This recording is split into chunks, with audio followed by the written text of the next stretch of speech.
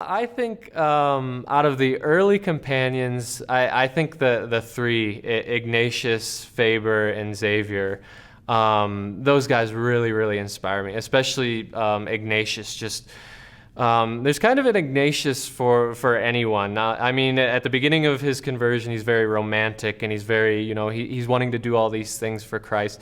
And then by the end of it, he's, this very, very shrewd administrator. And he's kind of everywhere in between. And that's really inspiring. One of the great gifts of Ignatius to the church and to the world is to find God in all things. That is one of his phrases, one of his catchphrases, find God in all things. And to trust experience, to see the way that has been lived out through the ages since late 1538 when the Jesuits arrive in Rome to the present, to see the way that the experience of God is expressed in Jesuits and in Jesuit ministry in the apostolate, because it starts with a personal experience of God, and then it's expressing that experience to bring other people into their own experience of God.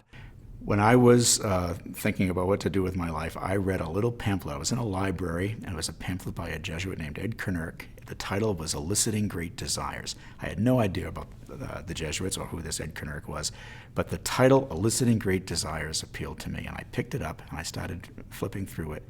And he talked about the genius of St. Ignatius was being able to tap into the natural interests and the desires and the creativity of people and to bring the best out of them. And I thought, I want to be part of something like that. He is just such a complex character, and there's been so much written about him. So we're able to piece together who this man was, but then it's only through the eyes of grace and through the eyes of God that anything in his story makes sense.